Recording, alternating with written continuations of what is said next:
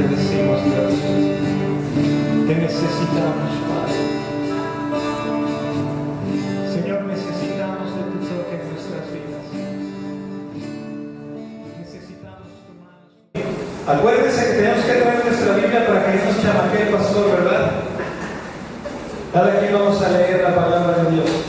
Y vamos a comenzar el día de hoy una nueva serie. Pero antes de entrar al estudio de la palabra, quiero darte un jalón de orejas santo. ¿Ok? ¿Me dejas regañarte? Ahora sí te lo ganaste, la verdad. Te voy a regañar un jalón de orejas santo y te voy a decir por qué. El jueves tuvimos la asamblea, una asamblea especial que fue, y es una serie de asambleas que estamos teniendo para definir todos los estatutos y reglamentos de nuestra congregación. Es algo crucial en la vida de la iglesia, porque eso se define una vez y es lo que queda para la posteridad. Entonces, tus hijos, mis hijos, nuestros nietos, bisnietos y todas las generaciones que vengan hasta la venida del Señor van a seguir esos lineamientos que estamos estableciendo como los puntos no negociables de nuestra fe. Es algo crucial. Y tú eres esa generación a la que le tocó esa importante tarea. El problema fue que los miembros de la congregación, que somos los que tenemos que tomar estas decisiones, no llegaron. Llegamos nada más 20 miembros y no hubo ni siquiera el 50% más uno necesario para que hubiera quórum en la asamblea y poder hacer todos los trabajos. Entonces, quiere decir que si tú no viniste y eres miembro de la iglesia, dejaste plantadas a 20 personas que tomaron su tiempo, que vinieron a la iglesia, que apartaron ese día especialmente para cumplir con esa labor tan especial. Fíjate qué fuerte. Entonces, ese es el calor de orejas. La invitación es: vente el jueves, ¿ok? Vente el jueves. Es una oportunidad muy especial. Tenemos un compromiso con Dios, con la iglesia, y estamos haciendo algo que va a fijar el futuro de la paz de Cristo. Y eso es muy importante. Entonces no dejes de venir, por favor. Si tú veniste y conoces a algún miembro que no haya venido, dile: cabezón, este jueves sí ven. ¿Ok? Bueno, no le digas cabezón, pero invítalo. ¿Ok? ¿El jueves a qué horas? 7:50. Es muy importante. ¿Ok? 7:50 este jueves. Acuérdate, por favor, anótalo, amárrate un mecate al dedo, un alambre de púas, algo. Pero ven el jueves a las 7:50. ¿Ok? Vamos a orar y vamos a entrar al estudio de la palabra de Dios. Es importantísimo. Cierra tus ojos. Vamos a darle gracias a Dios por esta palabra que tiene para nosotros. Señor Jesús, te damos gracias por esta mañana y por el gran privilegio que es que estemos juntos y que tengamos tu palabra en nuestras manos y la podamos estudiar. Yo quiero pedirte, Señor, que tu Espíritu Santo inunde nuestras vidas. Que seas tú, Señor, quien nos habla por medio de tu palabra. Que seas tú, Señor, quien transforme nuestros corazones, nuestra mente, y que el día de hoy salgamos de aquí con una nueva perspectiva. Que salgamos de aquí transformados por tu palabra. Que salgamos de aquí, Señor, confiados en que tú eres Dios y que tú nunca nos dejas. En el nombre precioso de Jesús. Amén. Pues quiero comenzar platicándote la historia de un hombre. Se cuenta de un hombre que trabajaba para el INEGI y andaba haciendo el censo de población aquí en La Paz. Y entonces se fue, le tocó por ahí por el Centenario y se fue por un camino vecinal y se fue hasta el final del Centenario, hasta donde da la vuelta el aire por allá, donde dicen que donde gritó Tarzán, pero Tarzán vive en la selva. Pero bueno, por allá. Y llega a la última casa que estaba en ese lugar. Tiene que hacer el censo, toca la puerta y sale una niña de 10 años.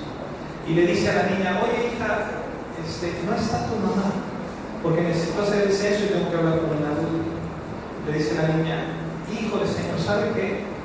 Mi mamá nos dejó. Se fue con uno de los aboneros que viene y pues ya no está volviendo. Hijo, qué tremendo, dice este señor. ¿No está tu papá?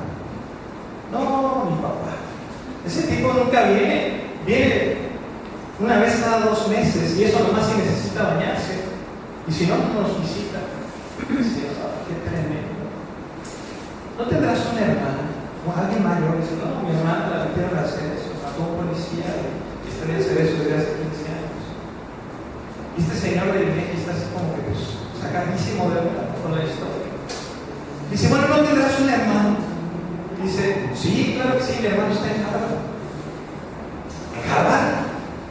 Sí, en Harvard. En Harvard, en la Universidad de Harvard, allá en Estados Unidos, en Massachusetts. Sí, está en Harvard. Mira, ¿y qué está estudiando? Dice, no, lo están estudiando,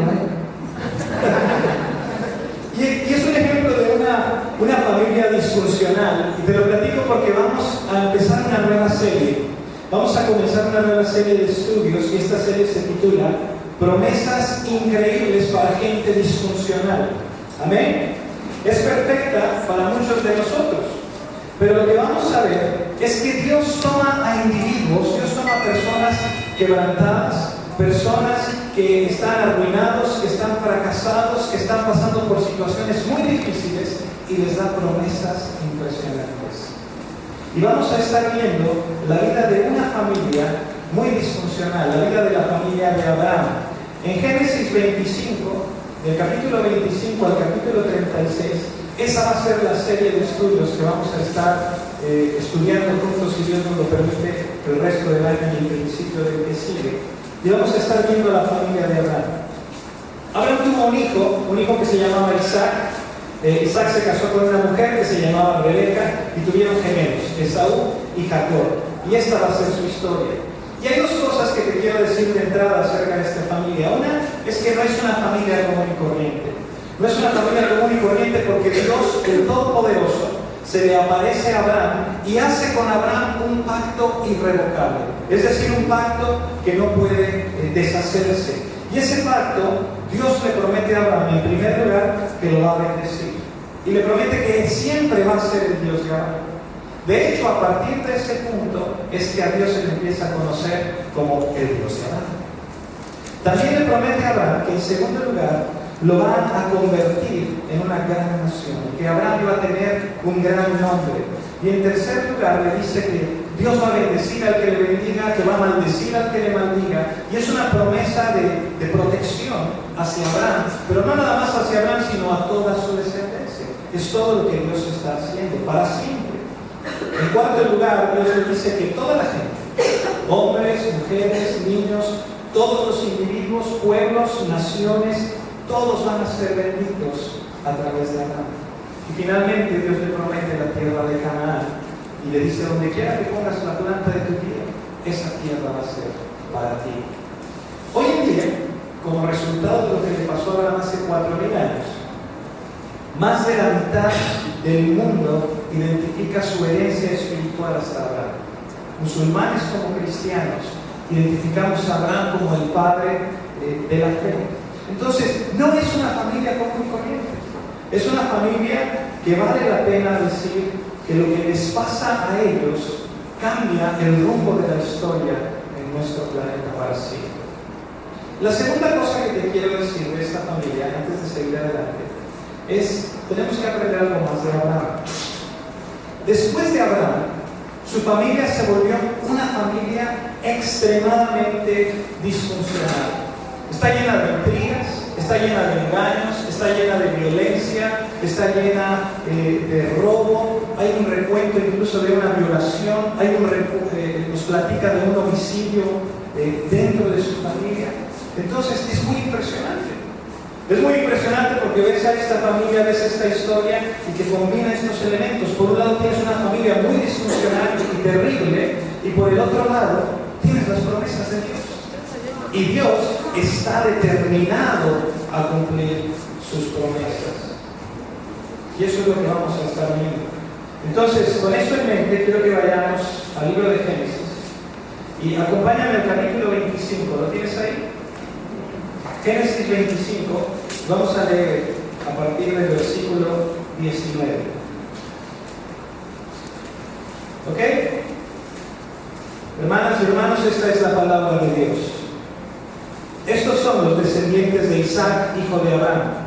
Abraham engendró a Isaac, y era Isaac de 40 años cuando tomó por mujer a era Rebeca, hija de Betuel arameo de Padán Aram, hermana de Labán arameo. Y oró Isaac a Jehová por su mujer, que era estéril, y lo aceptó Jehová, y consiguió Rebeca su mujer. Y los hijos luchaban dentro de ella, y dijo: si es así, ¿para qué digo yo? Y fue a consultar a Jehová. Y le respondió el Señor: 2 naciones hay en tu seno, y 2 pueblos serán divididos desde tus entrañas. El un pueblo será más fuerte que el otro pueblo, y el mayor servirá al menor. Cuando se cumplieron sus días para dar a luz, he aquí había gemelos en su vientre. Y salió el primero rubio, y era todo velludo como una melisa, y llamaron su nombre Esaú.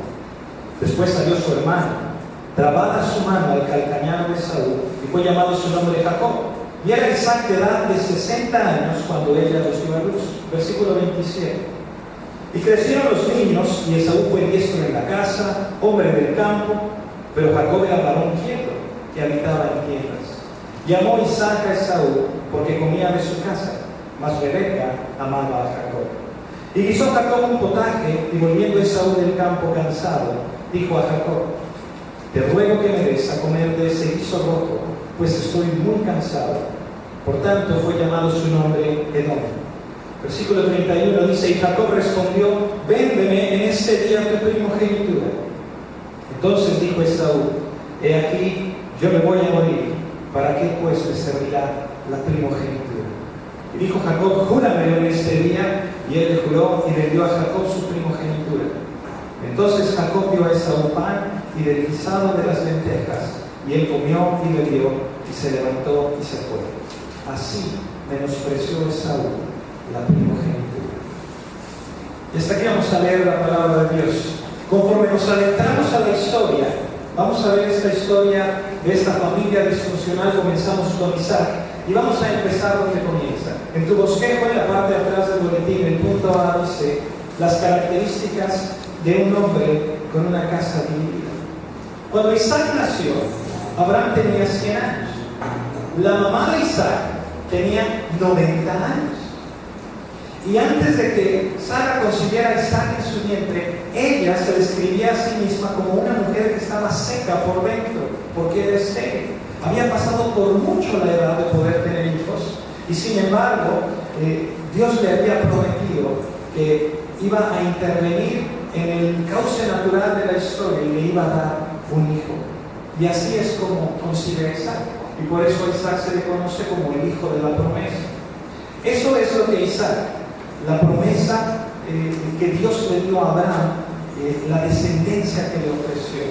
Entonces, cuando Isaac tiene 14 años, Abraham lo toma, lo lleva al monte Moriah, ¿se acuerdan? Que lo va a ofrecer como sacrificio. Y de pronto viene Dios y lo detiene y le dice: no, ahora sé que tú has creído en mí. Dios provee el carnero. Todo este tipo de cosas que llevaron a Abraham al punto máximo de su fe, que lo llevaron hasta ser ese gigante de la fe que conocemos hoy. Todo eso lo vio Isaac desde niño.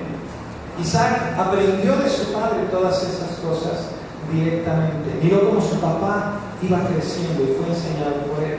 Entonces, cuando llegamos a Génesis 25, ya han pasado muchos años. Han pasado 25 años.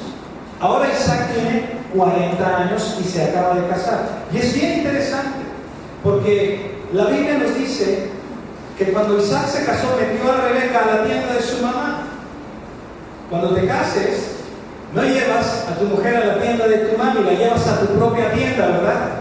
Y de alguna manera nos habla del carácter de Isaac, como que tenía mamitis, un poquito, ¿no? Se casa y lo primero que hace es que corre y va a su tienda y amaba a su mamá profundamente. Su mamá muere y más adelante nos dice la palabra, bueno, él amaba profundamente a su esposa, y nos dice que Rebeca era estéril también.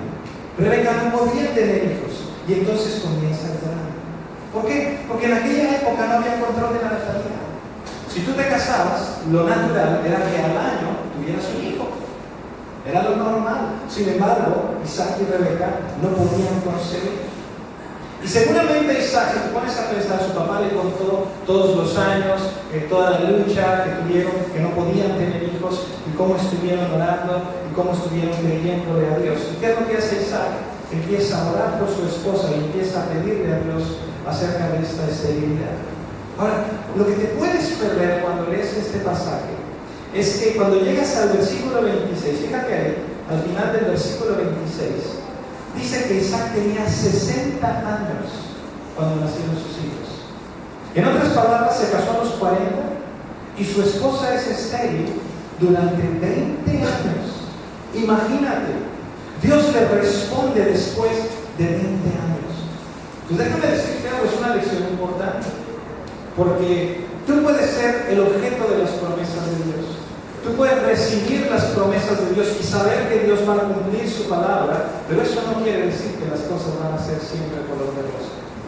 Ni quiere decir que va a ser inmediatamente, ni que va a ser ya. Al contrario, muchas veces Dios te da una promesa y dices, Señor, desde que tú me diste la promesa, las cosas me están saliendo más volteadas. Desde que Dios me dio la promesa, todo me sale peor. O sea, parece que mejor no hubieras prometido nada, porque ves que las cosas se ponen duras. Pero hay algunas cosas que Dios quiere darnos y que Dios no nos la da hasta que nosotros estamos proactivos en oración, hasta que nosotros estamos intercediendo y estamos buscando eso. Y es la razón por la que Dios va perfeccionando nuestra fe, porque quiere mostrarnos quién es Dios y quién está en control. Ahora, déjame relativizar todos esos años. Cuando el papá de Isaac, Abraham, estaba esperando la promesa, se desesperó. Y lo primero que hizo fue acostarse con la esclava y quiso él traer el resultado de lo que Dios le había prometido por sus propios medios. Pero Isaac no hizo eso. Isaac durante todo el tiempo siguió siendo fiel a Rebeca. De hecho, de todos los patriarcas, Isaac es el único que era monógamo. Y fue el único que le permaneció fiel a una sola mujer. Entonces, cuando leemos estas cosas, podemos pensar en las características de Isaac. Y fíjate ahí en tu bosquejo, punto 1. Es un hombre de gran reverencia, es un hombre persistente en la oración y es un hombre de una gran fidelidad.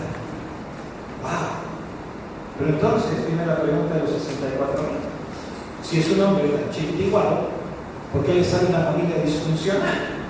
O sea, ¿de dónde un hombre reverente, de oración, fiel, tiene una familia disfuncional? Y aquí es donde la historia empieza a ponerse emocionante en Génesis 25, porque antes de esto leemos mucho de Abraham y después de esto leemos mucho de Jacob, el hijo de Isaac. Pero casi no leemos de Isaac en la palabra de Dios. Como que de repente nos da algunos puntitos por aquí, otros puntitos por allá, pero nos perdemos muchas cosas. Tiene 2 hijos, es lo que sabemos. Sus hijos se la pasan peleándose todo el tiempo y en lugar Isaac de usar su sabiduría y enseñarle a sus hijos cómo deben de ser, ¿sabes qué es lo que hace? Agarra su consentido. Dice, Esaú, este va a ser mi consentido. ¿Por qué? Porque Esaú es un macho. Esaú es un hombre de adeveras, es un hombre de casa, es un hombre arrojado, es un pelado de aquellos. ¿Y Jacob? Pero la mamá prefiere a Jacob, su Jacobito. Y Jacobito para acá, y Jacobito para allá, y Jacobito más acá. Y cada uno tiene su parte. Y entonces empieza a dividir la familia, tomando cada quien su bando, el papá al macho, y la mamá a su Jacobito. Y déjame analizar a Isaac otra vez, porque no nada más es un hombre de reverencia, sino también es un hombre que carece liderazgo. Y tú puedes ser un hombre de oración, y tú puedes ser un hombre que carece de liderazgo, y eso va a afectar tu orar profundamente. Y déjame decirte algo a todos los hombres, porque esto es donde la historia nos va a llevar. Cuando los hombres dirigen su casa, cuando el papá comienza a entender que yo soy el sacerdote de mi hogar, cuando el hombre empieza a entender que es quien tiene que dirigir la iglesia, es una iglesia saludable, es una casa saludable, porque empezamos a dirigir nuestro hogar de la manera bíblica, centrados en Cristo. Pero cuando los hombres no dirigen sus casas, cuando los hombres no dirigen a sus hijos, cuando los hombres no tienen el valor de decirle, no Juanito, no Claudita, darles 3 nalgadas o poner orden en su casa, entonces la historia nos da resultados a largo plazo que son resultados trágicos, que son resultados difíciles. Y esa es la historia. Un hombre que ama a Dios, pero que no dirige bien su casa. Ahora, Vamos a ver qué características tiene su familia disfuncional. Y aquí es donde empezamos a ver cómo las señales de esta dificultad llegaron mucho antes incluso que los hijos. Fíjate en el versículo 22, dice: y los hijos luchaban dentro de ella, y dijo. Ahora, me voy a parar aquí tantito, porque esa palabra luchaba en el original cuando la escribieron es una palabra que tiene una connotación muy violenta. O sea, es una lucha, no te creas, o sea, es una violenta de fracasos, de mordidas fuerte. Se usa en muchas otras partes de la palabra en ese sentido. Abusivo, un conflicto muy duro. Entonces, Rebeca está embarazada, está sintiendo toda esa violencia dentro de ella, en su vientre, que le está haciendo pedazos su interior, y en su desesperación clama a Dios y dice: no sé qué me está pasando, y le pide ayuda a Dios. Y la Biblia no nos dice cómo es que Dios le habla, pero nos dice que Dios le responde. Y dice que Dios le dijo que había dos naciones en su vientre, que había dos razas de gente dentro de ella y que estaban peleándose entre sí, y que era el principio de una lucha que iba a haber entre dos pueblos. Y como nosotros tenemos el resto de la Biblia, podemos ver qué es lo que sucedió, porque vemos que Esaú es el más grande y que todos sus descendientes son llamados los edomitas. Y de Jacob vemos que sus descendientes son los israelitas, del pueblo de Israel. Y tú vas viendo la historia y ves que siempre hubo violencia entre el pueblo de los edomitas y el pueblo de Israel. En Números 20, por ejemplo, leemos que el pueblo de Israel iba camino a la tierra prometida y tenían que pasar por las tierras de Edom. Y entonces le dicen a los edomitas: oigan, vamos camino a la tierra que Dios nos prometió. Nos dejan pasar por su lugar. Y los edomitas, ¿sabes qué les dijeron? Nariz colgada, por aquí no pasan. Y mandaron un ejército de hombres armados hasta los dientes y se pusieron ahí y les dijeron: si ustedes cruzan un pie por mi tierra, así les va a ir. Entonces te puedes imaginar la tensión que hay. A pesar de que los israelitas dijeron: no vamos a destruir nada, si rompemos algo lo pagamos, solo vamos de paso. Por aquí no pasa, por aquí no pasa.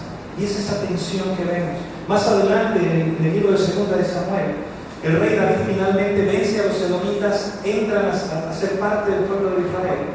Pero cada vez que venía un enemigo y cada vez que luchaban contra Israel, los edomitas agarraban parte con los enemigos y tomaban de los despojos y se los repartían. Y siempre estaban viendo cómo fregar a los israelitas, como pudieran.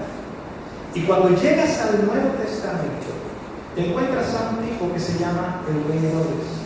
Ese mismo hombre que masacró a todos los niños cuando nació Jesús.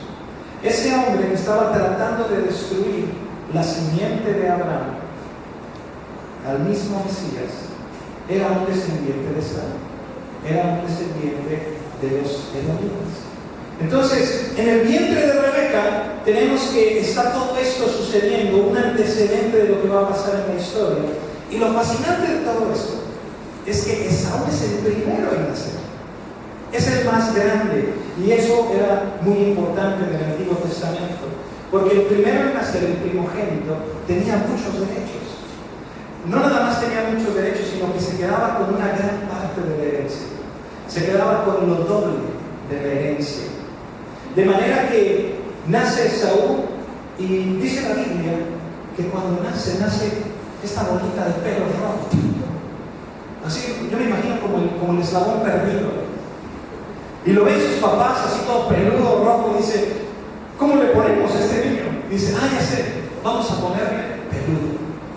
¿No que se llama Esaú? Eso es lo que significa Esaú. Significa peludo. Entonces le ponen peludo. Y mientras nace Esaú, conforme va saliendo, ven que viene otro niño atrás y le viene agarrando el talón. Dicen: ¡ay, mira, aquí viene otro! ¿Y cómo le vamos a poner? Pues vamos a ponerle el que agarra el talón. Pues no se llamaba Jacob. Eso significa Jacob, el que agarra el talón, el agarra tobillos. Qué creativos, ¿verdad? Y dice: bueno, pues ¿qué pasó ahí, no? Sin embargo, el nombre, por ejemplo, de Jacob llega a ser una descripción de su carácter. Porque conforme él crece, y vamos viendo un poquito más adelante, el contraste que hay entre estos dos hermanos. Por un lado, Esaú era violento, era arrebatado, era un macho, tosco, fuerte, enojón, impulsivo. Y Jacob, por el otro lado, era muy astuto.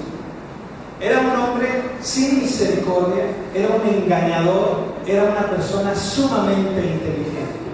O sea, si tú los conocieras ahora y dijeras, voy a hacer negocio con alguno de estos dos, no sabrías a cuál escoger para hacer negocios. Porque si hacías negocio con Esaú, seguramente en un arranque te iba a terminar matando. Pero si hacías negocio con Jacob, habrías preferido que te matara en lugar de la castigada que te iba a poner. Porque era un tranza de tranzas. O sea, era tremendo. Y lo haría sin el más mínimo remordimiento. Pues estos dos muchachos eran cosas serias, cada uno de ellos. Y era difícil decir con quién me quiero juntar. Pero déjame darte las características de un hogar disfuncional. En tu bosquejo se punto de número 1, hay muchos culpables. Lo que pasa en esta familia es que ninguno de los dos tiene prudencia. Y no hay en ese hogar un pacificador. Siempre se están echando la culpa los unos a los otros. Y esa es la definición de un hogar disfuncional. Un hogar sin nadie que haga las paces. Y hay una segunda característica que dice así: una diferencia de valores fundamentales. Esaú, es el tipo de personas que buscan la gratificación inmediata. Lo que quiero, lo que me gusta ahorita, cueste lo que cueste, no me importan las consecuencias en el futuro, yo quiero el placer ahorita. Por eso es que a Jacob le es tan fácil robarle la primogenitura. Le dice, júrame. Y un juramento en esa época es más o menos lo mismo que firmar las escrituras de tu casa delante del notario. No lo puedes deshacer. Ya está hecho, así se queda. Y Esaú no piensa en las consecuencias. Algunos de ustedes a lo mejor conocen gente así, o algunos de ustedes a lo mejor son personas así, que no han podido mantener una relación por largo tiempo, que se la pasan despidiéndote de tu trabajo porque yo no me voy a dejar, porque el patrón no, y esto no se queda así. Y de repente, no, pues yo renuncio, y te vas y no mides las consecuencias, y no piensas que vas a comer mañana en el plato de tu casa. Y de alguna manera nos encontramos que así es Esaú. Y por el otro lado, Jacob es diferente. Jacob es un maquiavélico, es un estratega sin misericordia.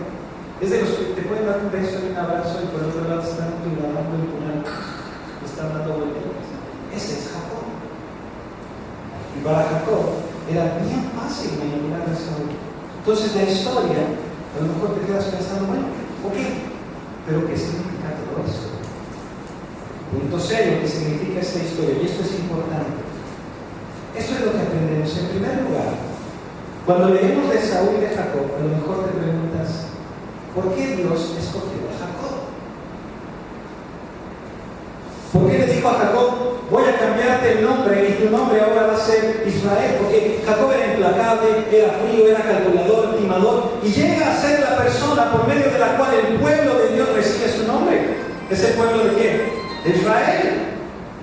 Y no nada más eso, te quedas ahí rascándote la cabeza, bueno Señor, ¿por qué este tipo? Pero a la iglesia a veces se le llama la Israel de Dios. O sea, hasta nosotros también nos llegó, ¿verdad? Somos la Israel de Dios. Entonces, ¿por qué pasa todo esto? Y déjame responderte. De hecho, si te pierdes esto, yo de un Dios que escoge. Esta historia no se trata de que si Jacob era bueno o que si Jacob no era bueno, de que si Jacob escogió a Dios o no, sino de que Dios lo escogió. Fíjate en el versículo 23, dice, y le respondió el Señor, 2 naciones hay en tu seno, y 2 pueblos serán divididos desde tus entrañas. Un pueblo será más fuerte que el otro pueblo, y el mayor servirá al menor. Tenemos que entender algo. Dios les dio un destino a estos niños desde antes de que nacieran. Dios escogió para ellos el camino que ellos iban a tomar. De hecho, es exactamente lo que dice el Nuevo Testamento cuando interpreta este pasaje. En Romanos capítulo 9, versículo 10 dice, cuando Rebeca concibió de uno, de Isaac nuestro padre, pues no habían aún nacido, ni habían hecho aún ni bien ni mal para que el propósito de Dios, conforme a la elección, permaneciese, no por las obras, sino por el que llama, se le dijo, el mayor servirá al menor. Como está escrito, a Jacob amé, mas a Esaú aborrecí. Aborrecí debe ser entendido como rechacé. A Jacob amé, pero a Esaú lo rechacé. En otras palabras, Lo que Dios está diciendo es, yo llamo al que yo llamo. Yo soy Dios. Y la explicación de lo que le pasa a Jacob es la explicación de un Dios que nos escoge de acuerdo a su propósito. Muchos de nosotros tenemos problemas con esto. Y muchos de nosotros luchamos y decimos, es que no entiendo cómo puede ser. Nos quedamos pensando, ¿cómo puede ser esto? Bueno, a lo mejor eso era con Esaú. A lo mejor eso era con Jacob, porque Dios quería hacer dos naciones diferentes. Bueno, pero fíjate lo que dice Jesús a sus 12 discípulos, Juan 15, 16. Es que Jesús hablando les dice, no me elegisteis vosotros a mí, sino que yo os elegí a vosotros y os he puesto para que vayáis y llevéis fruto y vuestro fruto permanezca. ¿Qué quiere decir esto? Los discípulos no escogieron a Jesús. ¿Quién los escogió? Jesús los escogió a ellos. ¿Y qué tal nosotros?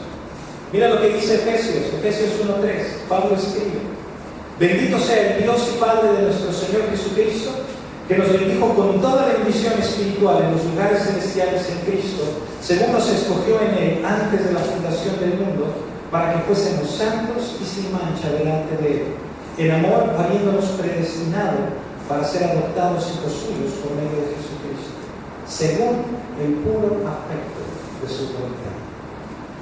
Lo que Pablo está diciendo es, yo le doy gracias a Dios todo el tiempo con esto en mi mente, que Él me escogió a mí, que no fui yo el que lo escogió a Él. Él me escogió a mí. ¿Y sabes algo? Esa es la explicación por la que cada uno de nosotros que estamos en Cristo hoy. Escucha lo que pasó con la primera iglesia en el libro de los Hechos.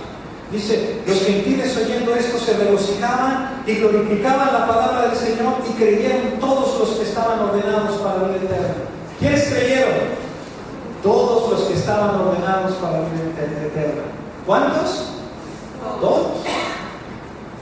Salmo 115 dice, nuestro Dios está en los cielos, todo lo que quiso ha hecho.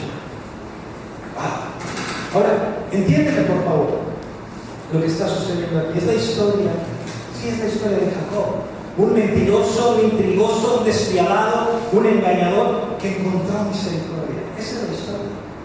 Es la historia también del apóstol Pablo, un perseguidor de la iglesia implacable que encontró misericordia. Es la historia de Pedro, un tipo que hablaba cuando no debía, cobarde, egoísta, que encontró misericordia. También es mi historia, un disciplinado voluntario que encontré misericordia. Es la historia de cada uno de nosotros. Si tú estás en Cristo, la razón por la que tú estás aquí es porque encontraste misericordia. Y a poco no son las mejores noticias. Por favor, tenemos que entender lo maravilloso que es esto. Hay muchas personas que dicen que les da miedo que la gente los conozca y que vean sus defectos y que vean sus fallas. Es que me da pena decir que soy cristiano, porque entonces no sé qué van a pensar de mí. Déjame decirte algo. Si tú has confesado a Jesús como tu Señor, como tu Salvador, si tú le has rendido tu vida a Cristo, la razón por la que estás aquí es porque Dios te ha dado el precioso regalo de la fe. Eso es maravilloso. Y te lo ha dado y has llegado a creer. Y sabes algo, no tienes nada que ver en eso. No es porque seas de lo mejor. De hecho, yo conozco a varios de ustedes. Somos de lo peor, ¿verdad? Somos unas fichitas. Eres tan malo como yo. Somos unos pelajustanes, pero hemos encontrado misericordia. Es la historia de Jacob. Punto 2. Es la historia de una vida transformada. Escucha estas palabras en Romanos 8. Porque a los que antes conoció, también los predestinó para que fuesen hechos conforme a la imagen de su Hijo. Es la historia de Dios que cambió la vida de Jacob. Y a veces vamos a ver cómo Jacob va a sufrir bajo la mano de Dios y cómo Jacob se va a sentir profundamente solo y cómo a veces el mundo va a engañar a Jacob. Y Dios hace todo esto a propósito porque está moldeando su carácter. Número 3, es una historia de valores eternos. Mira, con esto voy a terminar, pero quiero leerte de Hebreos 12, porque eso lo va a poner todo en perspectiva. Te voy a dar el contexto. Esaú anda de cacería, no nos dice cuántos días llevaba cazando, regresa cansado, tiene hambre, está sediento, lo único que quiere es comer, lo único que quiere es llegar al campamento, y Jacob anda por ahí con una cazuela calientita de lentejas. Y llega Esaú y dice: oye, dame un poquito de esa cosa roja. Eran lentejas rojas. De hecho, Edom, eso es lo que quiere decir, rojo. Porque este tipo vendió su primogenitura por un plato de lentejas. ¿Te puedes imaginar? Vender toda tu herencia, todo lo que vas a recibir, cambiarlo por un plato de lentejas. Y lo que Hebreos nos dice acerca de esto, déjame que lo lea. Hebreos 12:15 dice: mirad bien, no sea que alguno deje de alcanzar la gracia de Dios, que brotando alguna raíz de amargura os estorbe, y por ella muchos sean contaminados. No sea que haya algún fornicario o profano como Esaú, que por una sola comida vendió su primogenitura. Porque ya sabéis que aún después, deseando heredar la bendición, fue desechado, y no hubo oportunidad para el arrepentimiento, aunque la procuró con lágrimas. Mira, yo no sé si Esaú sabía que la primogenitura iba de la mano de la bendición de Isaac, pero yo creo que aún cuando hubiera sabido, hubiera hecho lo mismo. ¿Sabes cuántos de nosotros hacemos lo mismo? Eso es lo que dice el escritor de Hebreos. Dice que aquellos de nosotros que albergamos la amargura, que tenemos esas raíces de amargura, y tienes alguien en tu vida que dices: yo no voy a perdonar jamás a esa persona, lo que me hizo no tiene nombre y nunca lo voy a perdonar. ¿Sabes lo que está diciendo? Está diciendo que estás cambiando el futuro por un tazón de lentejas, lo estás cambiando por un estofado de resentimiento y de odio. No, es que me siento muy a gusto, este resentimiento me hace sentir bien. Pero estás cambiando tu futuro. Pero Dios dice que es lo mismo con la persona que es sexualmente inmoral, que tiene relaciones sexuales con alguien que no es su esposa o fuera del matrimonio. Está cambiando su futuro por algo inmediato. Está cambiando su futuro por un estofado del placer sexual. ¿Qué importa que rechace tu primogenitura? ¿Qué importa que rechace la bendición que viene con ella? Y son pequeñas decisiones que tomamos. Y son pequeñas decisiones que tomó Esaú que cancelaron su herencia. Tú y yo tenemos que entender esa lección espiritual. Es una lección espiritual que encontramos en esta historia. ¿Sabes algo? Es un llamado. Es un llamado a vivir por los valores eternos, por aquello que nunca perece. Es un llamado a agarrarnos de la cruz. Es un llamado de vivir aferrados en ella. Si tú no conoces a Cristo como tu Salvador, es un llamado a rendirte a Jesús por toda la eternidad, a darle tu vida, a darle las llaves de tu corazón, a decirle: Señor, yo quiero la promesa, yo voy a vivir para ti, yo voy a aceptar el caminar de tu mano y voy a aceptar todo lo que tú me prometes. Ese es el llamado. Es una historia que nos dice que como creyentes cada día tenemos cientos de decisiones que tomar, y esas decisiones las vamos a tomar viviendo para la eternidad, o las vamos a cambiar por algo inmediato. Vamos a vivir para comernos un tazón que cancele nuestra recompensa. Esa es la historia. Es una historia de valores eternos. ¿Estás ahí? Entonces quiero invitarte a que conforme viene esta semana consideres todas estas cosas y puedas tener los ojos en la promesa que Dios ha puesto sobre tu vida. ¿Lo crees? ¿Por qué no te pones de pie? Vamos a orar.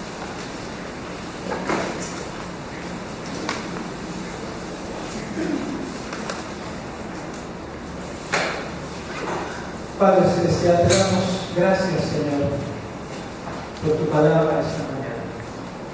Te damos gracias, Dios, porque podemos aprender que tú eres un Dios de misericordia, que tú eres un Dios que ha escogido a cada uno de nosotros, que ha extendido su mano y que tiene un plan, un propósito y un futuro especial para cada uno de nosotros.